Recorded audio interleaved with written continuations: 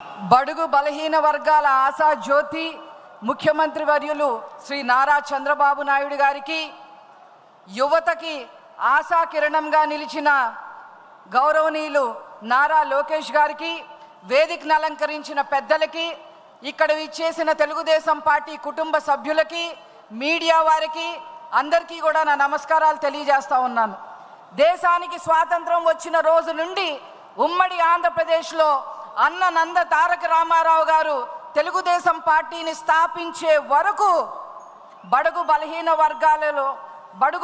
వర్గాలు బానిస వర్గాలుగానే మిగిలిపోయాయి.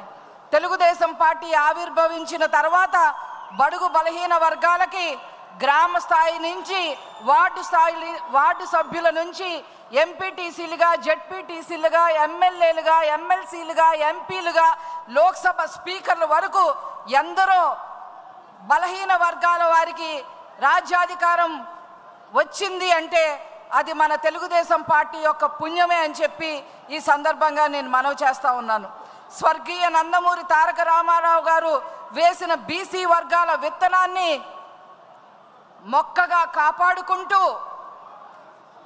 ఒక వృక్షంగా మార్చి ఈరోజు 90% వరకు బీసీలని మరి నాయకులుగా చేసిన ఘనత మన నారా చంద్రబాబు నాయుడు గారిదే.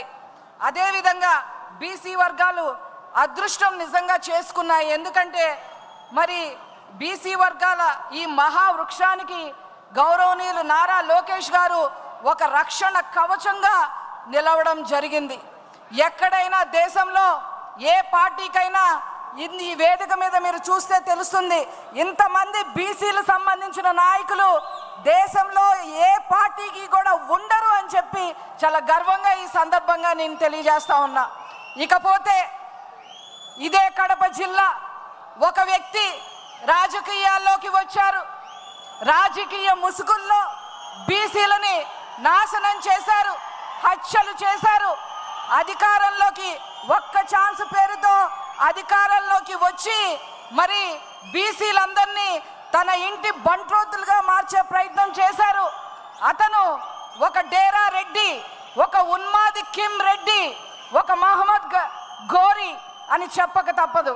అతను హిట్లర్ మాదిరి మరి పరిపాలన చేసి బీసీలందరినీ కూడా నాశనం చేయటమే కాకుండా బీసీ పథకాలన్నిటిని కూడా రద్దు చేయడం జరిగింది. అలా కనుక తీసుకున్నట్లయితే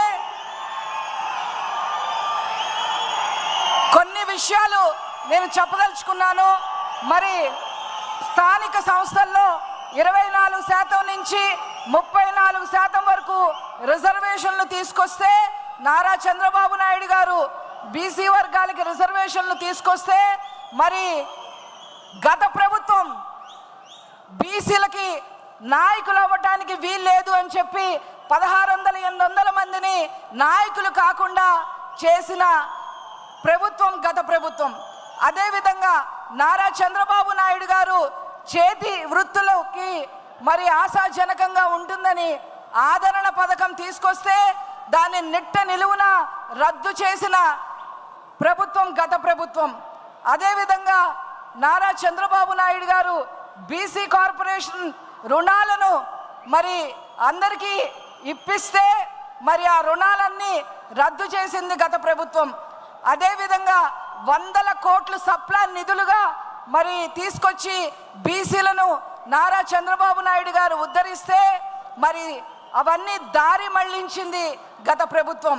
అదేవిధంగా చంద్రబాబు గారు మొదలుపెట్టిన బీసీ భవనాలు కానీ, కమ్యూనిటీ హాల్ను కానీ ఏవి కూడా గత ప్రభుత్వం ముందుకు తీసుకెళ్లలేదు. విదేశీ విద్య సైతం మరి పక్కన పెట్టింది గత ప్రభుత్వం. మరి అంతేకాకుండా 30 పైన నారా చంద్రబాబు నాయుడు గారు ఏవైతే బీసీల కోసం పథకాలు తీసుకొచ్చారో వాటన్నిటినీ రద్దు చేసింది గత ప్రభుత్వం. ఇదిగో నా దగ్గర ఈ పేపర్ ఉంది. ఇది కనుక నేను చదవటం మొదలు పెడితే దాదాపు 2 రోజులు అవుతుంది. టైం సరిపోదు కాబట్టి నేను అవన్నీ చెప్పట్లేదు. 30 పైన మరి పథకాలని గత ప్రభుత్వం రద్దు చేసింది. అంతేకాకుండా హత్యలు మీ అందరికీ కూడా తెలుసు.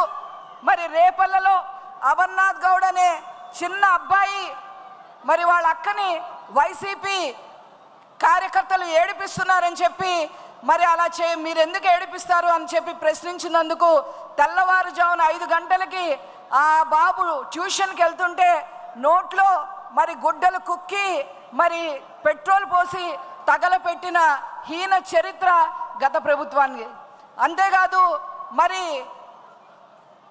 నందం సుబ్బయ్య ఇక్కడనే ప్రొద్దుటూరులో శాండ్ మాఫియా గురించి ప్రశ్నించినందుకు హత్య చేయడం జరిగింది.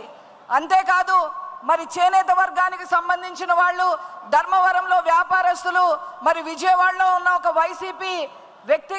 ఒక వైసీపీకి సంబంధించిన వ్యక్తికి సరుకు అమ్మడం జరిగింది. కానీ వాడు 1 సంవత్సరం 2 సంవత్సరాలైనా ఆ సరుకుకి డబ్బులు ఇవ్వలేదు.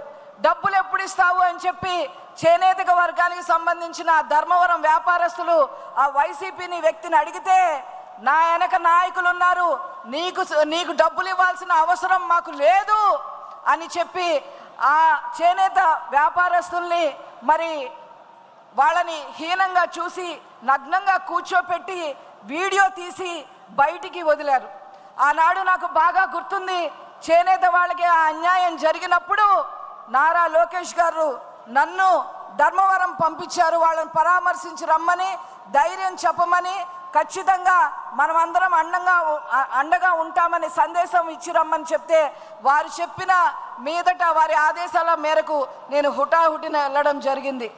ఈ విధంగా మరి బీసీలని 74 మంది పైన హత్యలు చేసిన హీన చరిత్ర గత ప్రభుత్వానికి.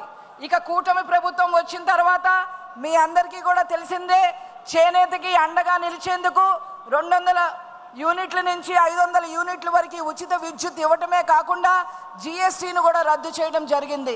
నాయి బ్రాహ్మణులకు ప్రత్యేక స్థానం ఇవ్వడం జరిగింది. దేవాదాయ కమిటీల్లో వారిని బోర్డు మెంబర్గా తీసుకోవాలని నిర్ణయం చేయడం జరిగింది. మరి 217 జీవోని రద్దు చేసి మరి మత్స్యకారులకి అండగా నిలిచింది. నారా చంద్రబాబు నాయుడు గారు ఒక్క రోజులో 259 కోట్ల రూపాయలు వెచ్చించి మరి వేటకెళ్ళని వారికి 20,000 చొప్పున మత్స్యకారులు అందరికీ కూడా పంచడం జరిగింది. ఆ విధంగా కూటమి ప్రభుత్వం బడుగు బలహీన వర్గాలని మరి అండగా నిలుస్తూ ఉంది. వారిని అభినందిస్తూ ఈ తీర్మానాన్ని మీరందరూ ఆమోదించవలసిందిగా కోరుకుంటూ నేను సెలవు తీసుకుంటున్నాను. Thank you.